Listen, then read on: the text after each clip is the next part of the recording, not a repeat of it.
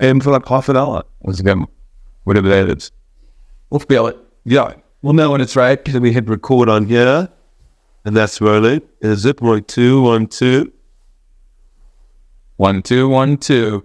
Cool. 3, 4, 5, 6. All good. And I just want to copy your accent.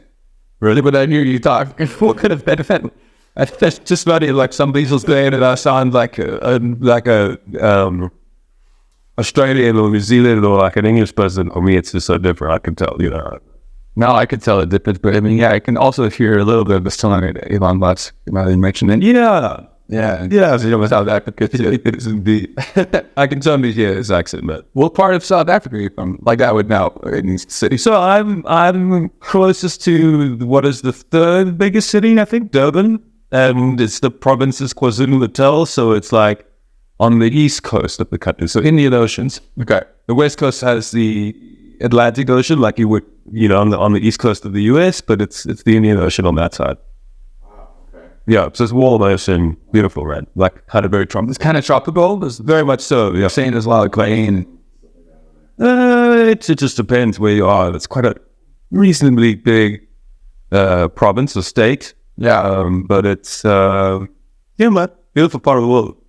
I know, and it seems to have a lot of beautiful people as well. Yeah, there's nice people there. I think South Africans are typically, you know, there's so many cultures there, but I mean, typically South Africans, I think, are pretty warm, man. Yeah. Yeah. I mean, you've been nothing but gracious the entire time to what you had. You're very cool. Yeah, no, you've been very like communicative.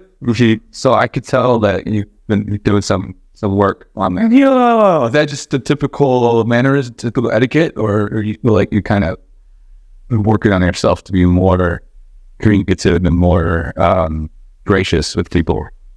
I don't know the answer to that. Because you are also a public figure, so I mean, you're gonna act differently than most people. I don't. I mean, public figures is like a strong statement, but I mean, I think the thing for me is that I don't know, man. I think I'm interested in people. I'm interested in people. I think it's, you know, as a traveling musician, I consider myself a traveler. Yeah. It's kind of what I do, as much as I consider myself a musician, because I get, you know, fortunately get to go to lots of different places. And one thing I've realized, maybe this answers your question, but people are the same all around the world. Okay, let me break that down, because you can people are also very different. That's true. I mean, I think that what I'm saying is that at the core, I think people are good. People come with good vibes. You know, people are generally compassionate to some extent. People are generally kind of empathetic to some extent. I think I'm speaking. This is a huge generality, but it's true. But in the same breath, the only thing that's, for me, not the only thing, one of the major things that's similar between the US, for example, and South Africa, is that most people speak English here. Yeah, that's huge. Yeah. No, but what I'm saying is that in America, I don't feel very foreign when I'm here. I'm aware that I'm not from, it's to say the only thing that you really feel is, not the only thing, but one of the main things is the language that we have seen. Like, sure. But because I don't know lots of different countries where English is not the commonality, but this is me, up to the individual, but maybe I feel a little bit more foreign in the US than I do. What about in India? If you feel more? In India, it's a perfect example where I do not feel foreign. Really? But you can't speak the language. I can't speak the language, but I feel at home. But also, it's a good example there because, you know, the city that I come from has the biggest population of Indians outside of India. I went to school with Indians. I grew up with Indians. I have Indian friends. So they're used to it. Familiarity. Totally. Not familiar. But I'm also aware that when I'm traveling in Asia and India, for example, that I'm certainly a foreigner. But I feel in my own skin there. I wonder if I would feel the same way in India. When even in California, which is where I was born and raised, there's so much diversity. If you just go up 30 minutes, 45 minutes, you'll find like little Afghanistan, like on the old Mecca of just all these Afghan people, and then like the next town over is a bunch of Indian people. And this one concert that I'm doing here this week in San Francisco is in Chinatown, and I've done it before. Yeah, the beautiful performing arts center there. And I'm curious about that.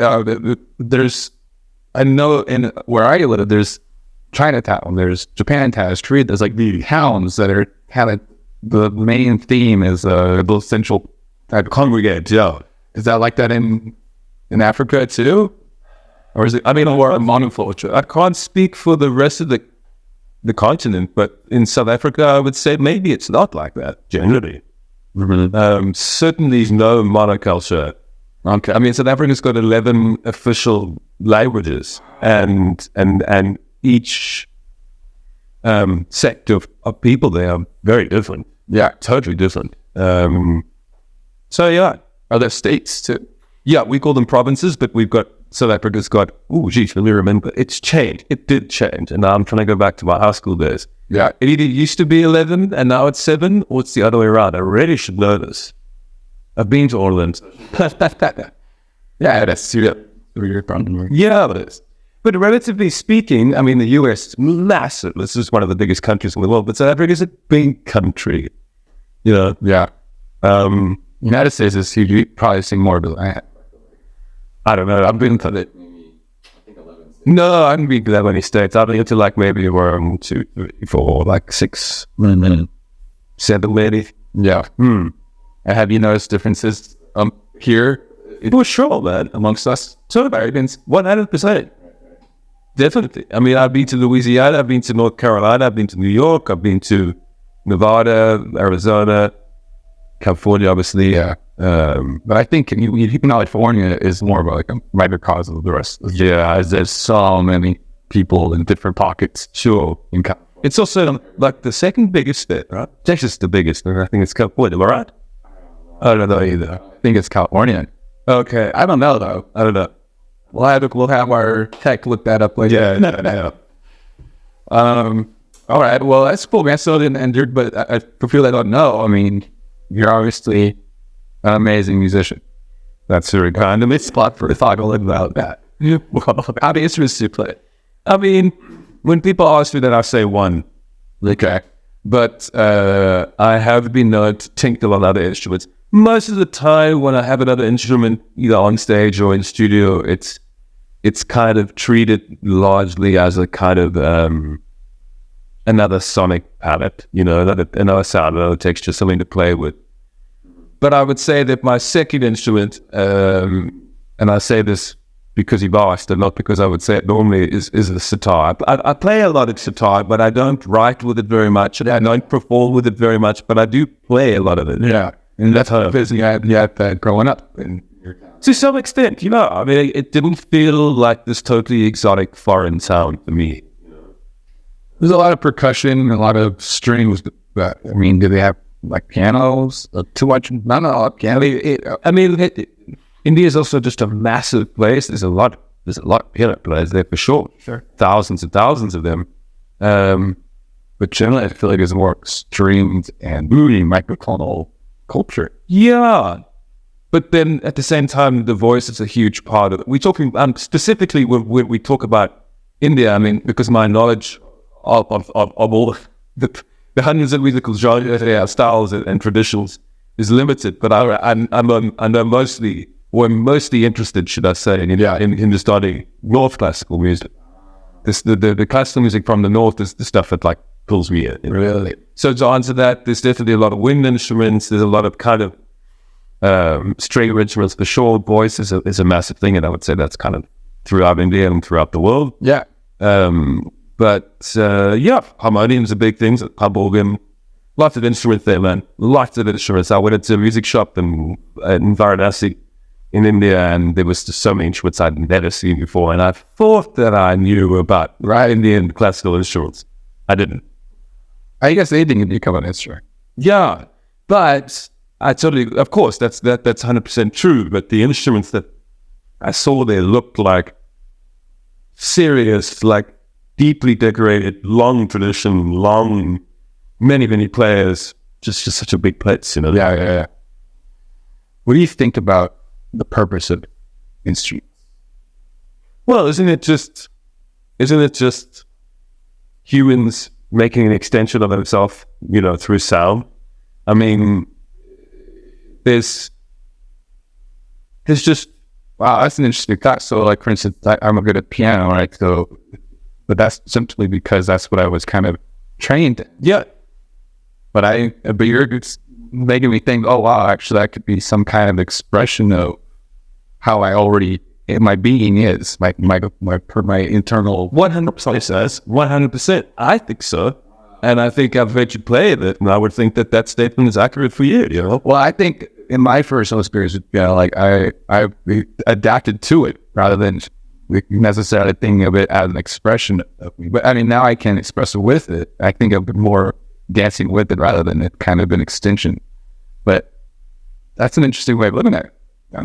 Is that how you look at the guitar? Is it's kind of like expressing like some sort of Conduit?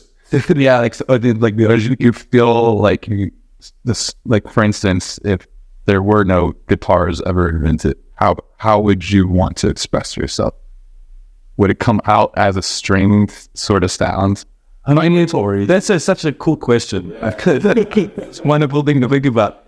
To be honest with you, I think growing up, I think I was quite introverted and a bit, weird. I don't know.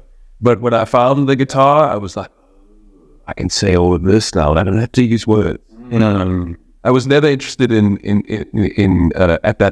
growing up as a young musician, like in writing lyrics, or maybe even not that really interested in lyrics at all. Yeah. Like when there was a guitar solo in like a tune where there was a break from the verses, from the lyrics, from the verse, chorus, verse king. When there was a guitar solo, I was like, then my ears picked up. I was like, oh, now he's really saying something. Now he's really talking.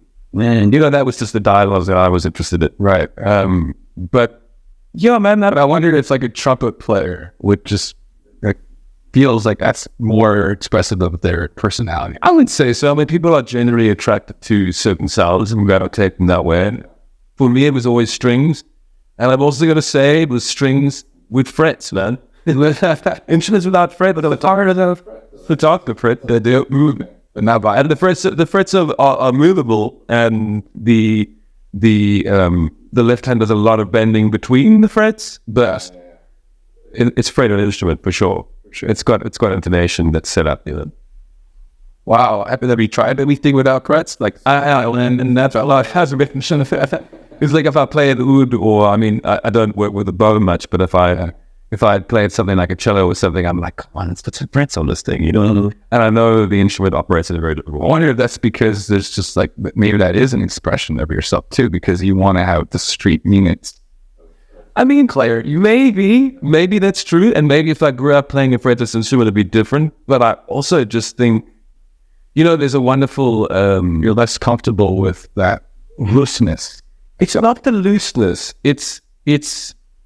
There was a wonderful bass player, and Keith Jarrett, the piano player. I'm talking about him, and he passed away recently. And he said before he died, "Wow, that guy's intonation was really good." And when he said that, I was like, "I wonder why he's going to talk. Why would he talk? Why would he say that about him?" And it made me realize intonation is a mission. No one says to any guitar player, "Wow, his intonation's really good." A fretless guitar player would be different, but a fretted guitar, no one says, "Wow, that guy's intonation is insane." No one rare to say that. Our intonation is already in place. So for me, it was just another thing that I didn't have to worry about. Lazy musician. It made me out a lazy musician. Guys with no frets are like, wow, and you spend so much time just getting the note line. Like if on a violin, I've been working on this project with a string quartet. And like a violin, so this is the neck. You go there, and then you go there. Yeah, it's like a whole different. It's like, oh, what a mission! That's precision. It is precision. And when you hear a quartet hold a chord right, yeah, it's a beautiful sound, man. Because it's actually going to be slightly flat or slightly sharp. 10 different keys. Yeah, I mean, with the pianos, it's a same thing. Yeah, but I'm curious. Like, I guess there are instruments where you've got almost like a keyboard where you can kind of slide around. Yeah, is that instrument thing? I think Hans Zimmer uses it. It's called a C board. Yeah, something board. I don't know. and he can bear the notes of it. I've just seen videos of it, but it sounds cool.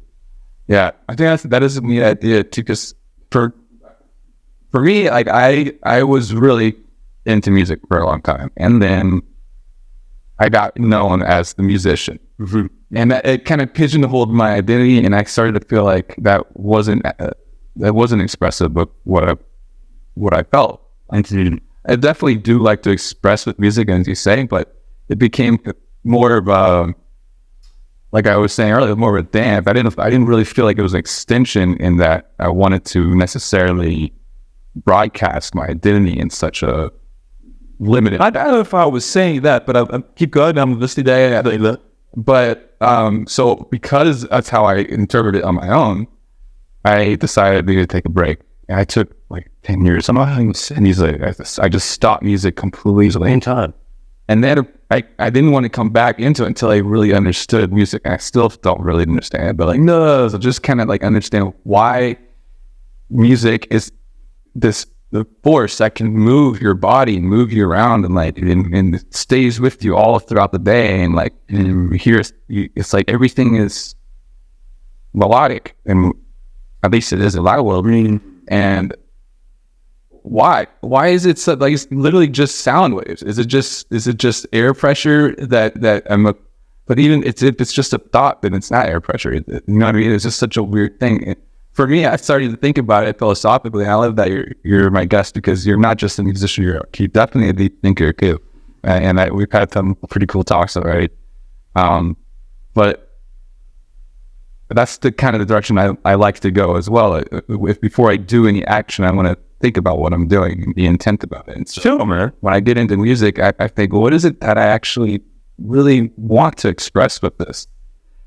And what I'm recognizing, at least in some with very vague, parameters. I don't really actually know what I'm saying it, but it has something to do with this journey between chaos and order, and there's this whole like story this whole arc of the story that can be presented in a musical piece. And also even just in the micro version of just of harmony and disharmony, and how things kind of just feel right. And it's all about this feeling of coming to a resolution, but then also being able to, like, I remember when I was a lot younger, I hated jazz so much. I hated fucking jazz so much because all of the disharmonies, and then like the song would end on a chord, like it didn't start with, but the classical music always ends on the same chord that it started with, and so there's this resolution. And then jazz is just like breaking all the rules, and you got to sit with it. And now I really like it because it's like you're sitting with chaos, and it's like a whole new peace of mind. It stretches you out.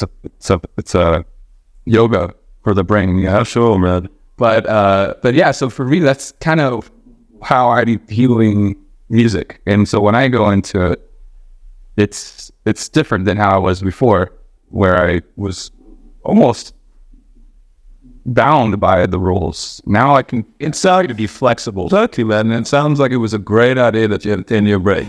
Because having those parameters and those borders in place, have a purpose. I'm not saying that they do not. Yeah, but I think the freedom, and in what I heard, the small amount that I heard you play, I was like, I don't think you need to overthink anything, man. I think you've got this spirit in your sound that I heard that there's just a sort of a journey happening, and I think you just don't overthink it. A friend of mine who's a really close friend of mine came up to me recently. I want to go and study, and she's a very free spirit, and she does a whole bunch of kind of more sound journey work, and she's I don't think she would call herself a musician, and she is a musician. She's more exploring sound, than like maybe a composer would be going in with it to get out. I don't know. But she came to me, she said, I really want to learn all this theory, and I want to get all this kind of academic stuff behind me. And I was like, And I'm not going to say that people who want to study in a deep form, I think it's only going to add value. But because I know what she was trying to do, I was like, you're already doing it. You're already doing it. You know what I mean? Like, well, when I hear people compliment you, or I compliment you, I notice your reaction is typically it's trying to take it off of you. What's happening? Yeah. And so, but I mean, in my opinion, if you really identify something, you'll take all the accolades. So do you think that your identity as a musician is really more of a minor, more like a hobby? You're not really a musician. You're more than that. You know, there's something more broad to you than music is just something that you're doing. Or do you feel like that's who you are? You're just full on. I don't know. I mean, that's an interesting question. I don't think I remember doing this interview with a journalist once, and I was like, you know, I play music and I practice and I write and I do concerts and I, travel doing this. But I really feel like I maybe just listen to music more. I listen to a lot of music. I did my music streaming app told me that I listened to, in 2022, I listened to 8.5 hours of music every day. And which is kind of crazy. Yeah. But I'm like a sponge, man. I just can't eat. It's kind of insatiable. But no, I'm not sure how to answer that. I think I would say, I'm a musician. I identify as a musician, but I maybe don't. It's that you're reading it's to media. And sometimes I have something to say, sometimes I don't. Right. Music, That's cool. Yeah. I mean, it's just it's a humbling thing sitting behind a guitar and going like, this is the bitch. This thing is a bitch. I feel like sometimes I'm wrangling it to just try and get something, and then sometimes I feel like the muse is just behind me, just forcing me through. It's just really easy. And no matter how much I practice, no matter how much I warm up, doesn't matter. It's all here as the practice for me. Yeah. Okay. What about this idea of precision and intonation? Let's go back to that. Yeah. Is that something that's consistent throughout humanity, where we want this precision in things all the time, like especially in our modern world, like we've evolved and adapted and developed so much because of precision. But then you can go to another culture, or more of an I want to say like anarchist sort of environment. And it's completely loose. Actually, even with the Hindus, right? Like their music is it's all this balance and flexibility. I would say typically it's just like there's completely two different approaches to music. There's very different approaches, but I think I saw where you're going with that, and I think particularly with Indian classical music, it's deeply virtuosic. It's not played by amateurs. There's certainly amateurs learning, of course. But the people on stage, the masters, the people that have recognition, they're badass. They're not. Those guys are practicing. How much I'm listening to music a day, those guys are doing on the instrument. Yeah. And because it's such demanding music, it's physically demanding. It's kind of mentally demanding, and I'm going to say maybe it's kind of emotionally demanding, spiritually demanding. You have to be in the zone there. Yeah. That's kind of what I was saying. Like sometimes I feel like I'm wrangling this instrument. Sometimes it feels like it's just so easy. Right. And that all has to do with my state. That's just true with everything. It's just true in everything. Yeah. I know golfers say, I've never played a game of golf in my life, but they say like you go onto the course and it's like, bam, and it just goes the wrong way. The next day, there's just no. I think that it has to do with my comfort in myself. And that's not the right phrase. In my stability or in my ease. It's ease of range. Ease of mind. Ease of mind. Yeah. No expectation. I go on stage, it's like a big gig and I've got to be on form. So what? Wrong now, but it wasn't always like that for you, right? You said you were an introvert, you're kind of maybe more shy and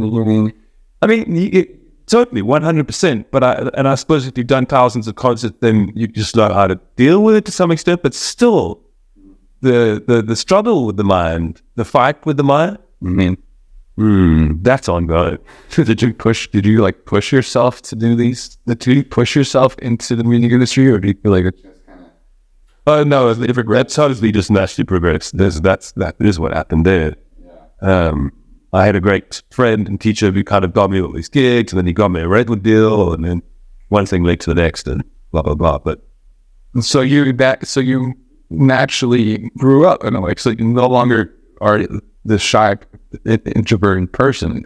You might have those moments, but it wasn't like you forced yourself into like shock therapy, so to speak. It just naturally. It kind of naturally happened, but I would say the first 10 gigs were like deeply traumatic. Torturous. Okay. But, well, yeah, it certainly wasn't comfort. You kept going. I kept going. Yeah, I kept going. I suppose maybe I felt that there was something there, that form of expression, that form of energy exchange with an audience, that maybe I felt like I had something to say. I don't know. But I think it's interesting that you said that you're introvert. And a lot of musicians I talk to that are on stage, millions of people or whatever, are introverts. What is going on here? What's up with that? Like, yeah, it's curious. I guess, I don't know. I mean, maybe I've got a theory about that, actually. Yeah, okay. Is that I feel the people that, and this is also a big generalization, but like, introverts typically are I'm not going to say always, but quite often deep thinkers maybe, or maybe overthinkers, analytical in some ways. And I think staying in a confined space like this, the bedroom, the four walls, or whatever it is that you find yourself in, right? And you are typically more alone time. You might unpack some little nuggets, musical nuggets, because you're not always in a social environment. So your maybe social environment is very intimate with the instrument. That is certainly what it was for me. Or inward thinking, but then relaying that into sound.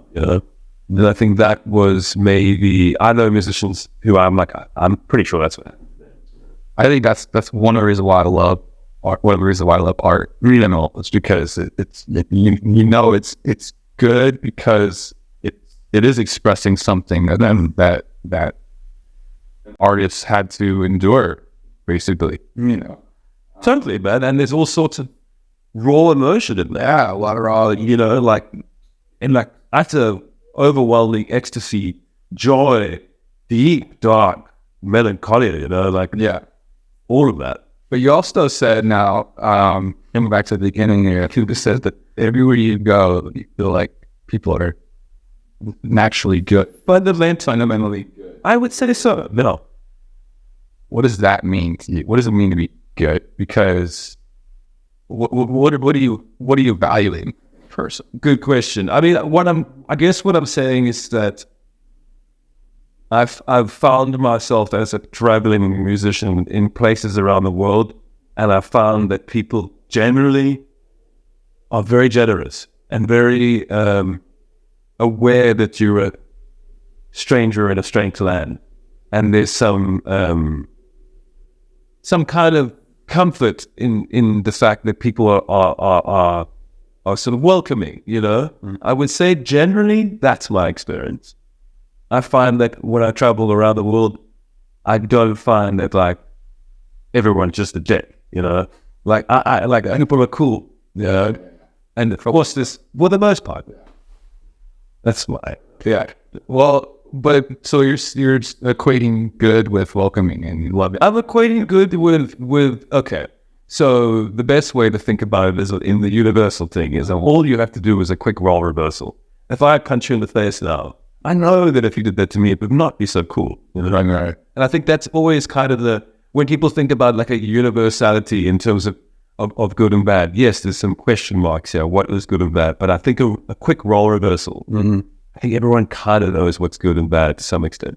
There was a book called K-Pax with kittens. Oh, yeah. 20 years ago. He said more or less that, and I remember it hit me because he was like, everyone knows between right and wrong, I think was what he was talking about. And yes, there's some gray areas there, for sure. But the quick role reversal, is good. So what I'm saying is that when people come and stay with me or in role, I always try and be aware of that thing because I'm in that shoes and I try and be welcome. Hey, well, come in, Exactly. But in terms of, like, say, art, what is good art? Oh, well, that's a totally different type of subject, right? Totally. But yet it's the same word.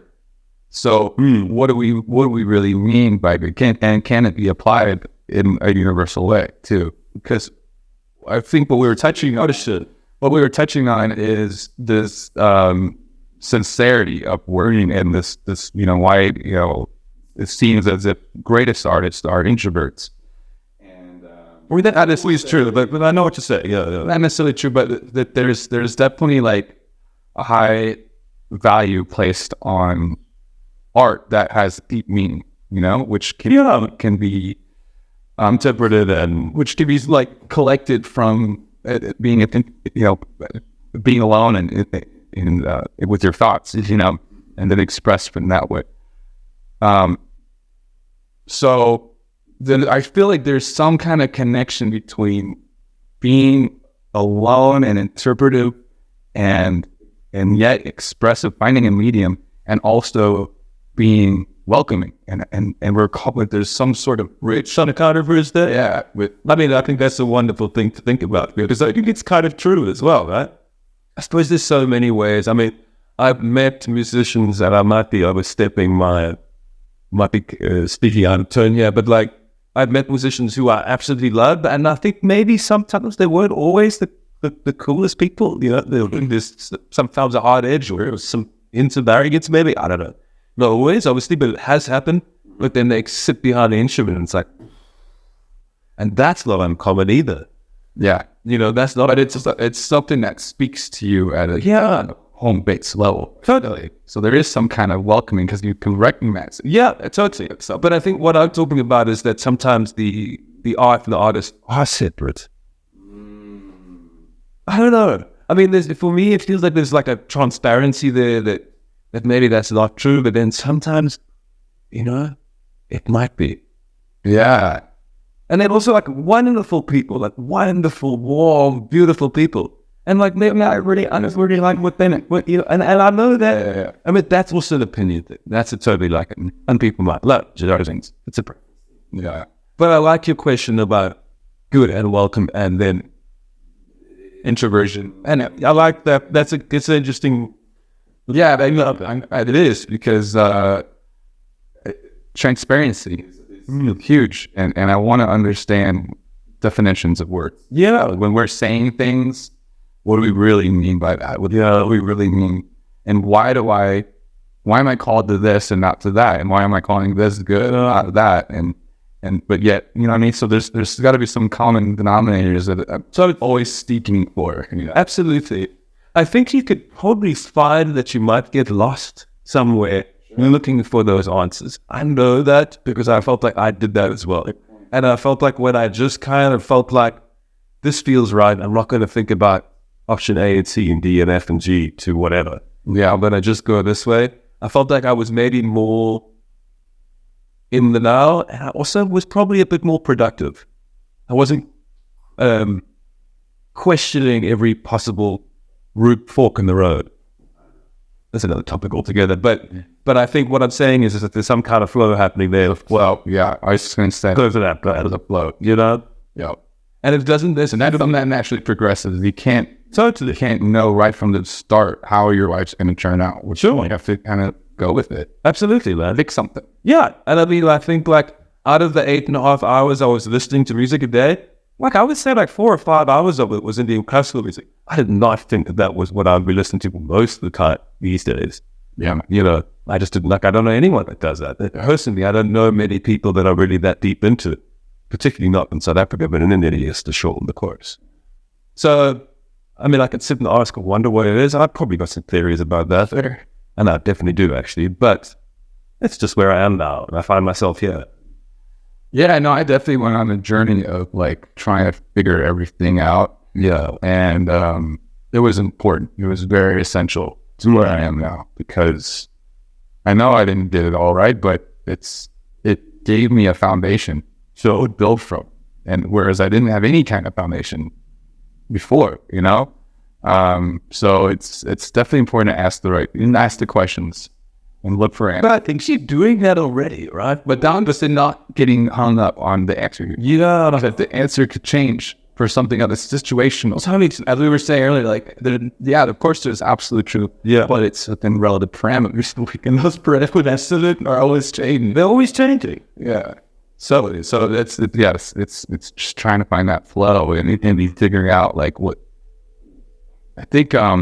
What is the name of the psychologist? It's some really weird long name, but he diagrammed what flow is. Have you seen the flow chart? Flow. Yeah, it's like when you have high anxiety. Yeah. No. When you have high skill but low in output. Low challenge. High skill, okay. High skill, low challenge, you'll get bored. If you have high challenge and low skill, you get anxiety. But if you have the perfect balance of challenge and skill, you reach flow. And then there's all these different emotions that he mapped out along the. I will research it to me. That's on. Yeah. Keyword is. Then we'll apply you at that point. Yeah, but that's stuff with me, you know. Yeah. And so what you're saying is, I'm trying to guess what. Well, I suppose it's either way. I'm thinking like, put a bit of challenge in place, or if you are recognizing that you're bored, it's because you're not challenging yourself.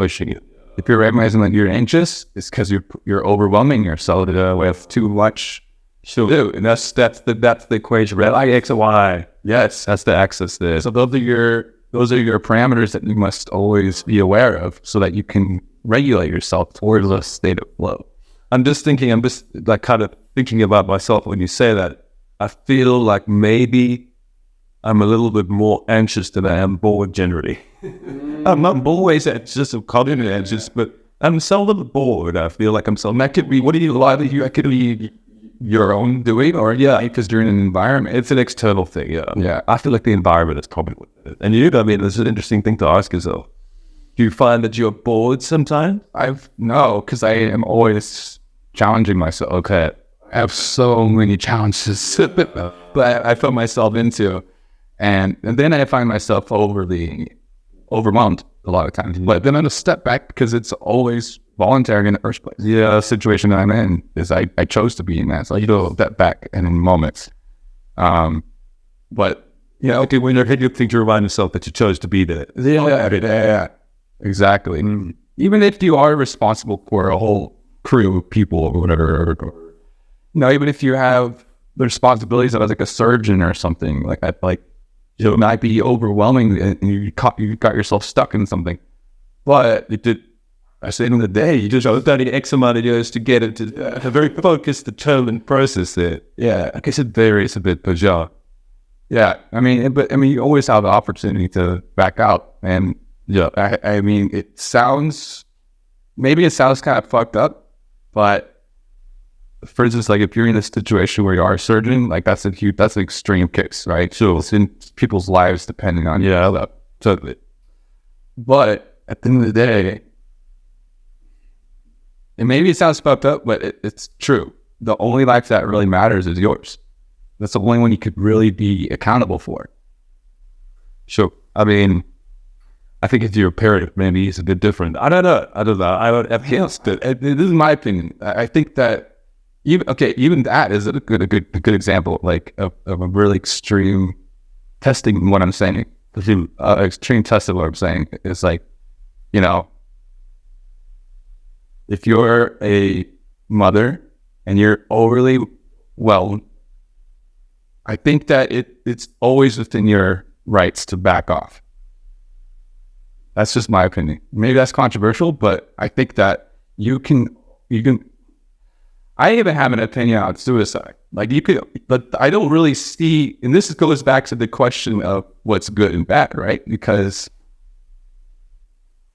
what is good and bad, other than what you decide, what do you determine to be good for yourself at the end of the day? You get to choose how you want to live, what life you want to live, and if you've gotten yourself in a situation that's too much for you, and you need to step back, then do it. However, there's always pros and cons to every. Yeah, I know that. I've always got no comment here because I feel like there's a lot there that unpack. I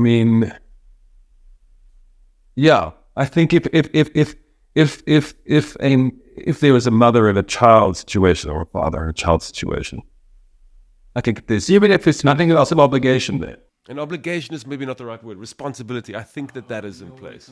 I think that those things are are mutually inclusive. I think that if you've brought a human into the world, there's some responsibility there, and I think that's where, maybe it's not always possible for a variety of external reasons, but I think that if that's the path that is walked, I think there's some intention there, and I think seeing that out is. I mean, I'm just trying to think, like, if my mother had me, and then I was just left sort of curbside. No, but think about all the abortions that happened. Yeah, that's the same exact scenario, just earlier. It comes down to, you are the master of your own universe, and you can determine if you want to kill yourself or not. I don't think that that's bad to kill yourself. I don't think it's bad to kill. Obviously, we go to wars and stuff like that, and we herald that as some people are called patriots. So it's like, it's all relative. What it comes down to is, what are we trying to get out of it? And is it worth the anxiety? And sometimes I think, raising a child is worth the pressure, but you also have to ask this is why it's important to have education, because then you can have preventative measures and determine if it's even worthwhile to have a child in the first place.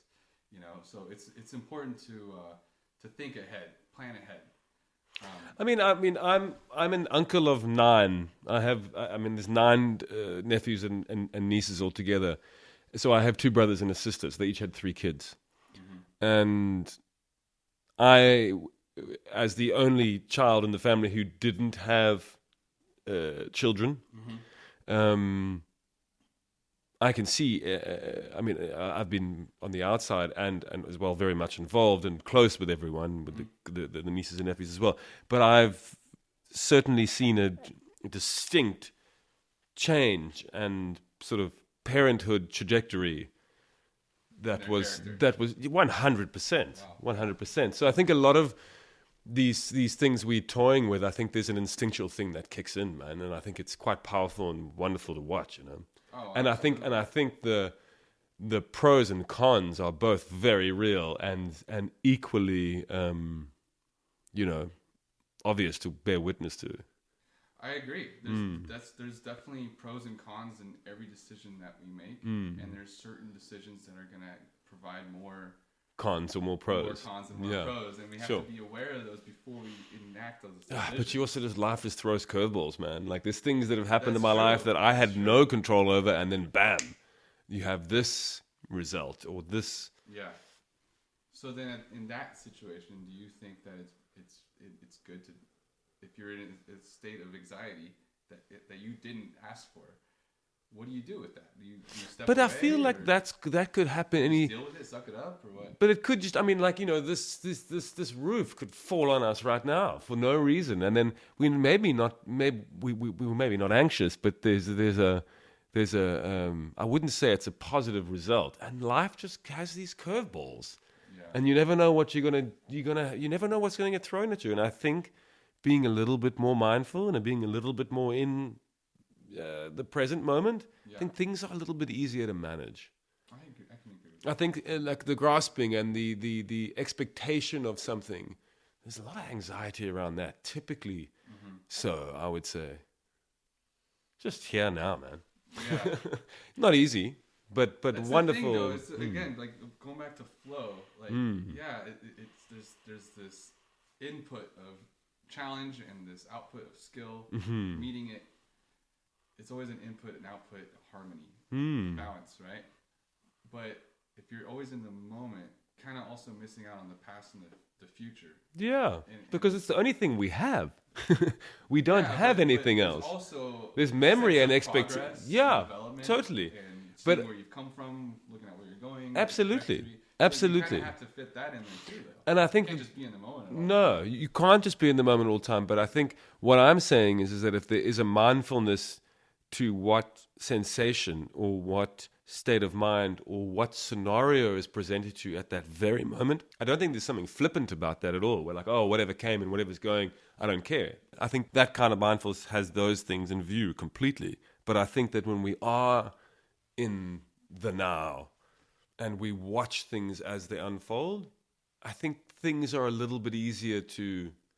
Yeah, but if you're just in the moment and you're just watching, that almost implies that you don't have any say in what happens. No, I disagree with that. Okay. I think you have more say. Because you're not overwhelmed with anger and anxiety, because you can watch those things come. There's an observing mind in place. We're like, oh, Guy, you now have a whole whack of anxiety flowing through you. Mm-hmm. Huh. Let's watch that. Oh, okay. It's just a sensation. It's passing. Oh, it's gone. As opposed to like festering on it. Yeah, I know maybe we also address it faster. Instinctively address. You can totally, but I think with that kind of practice in place, I think that there's less likelihood, less chance of that anxiety staying for long periods of time.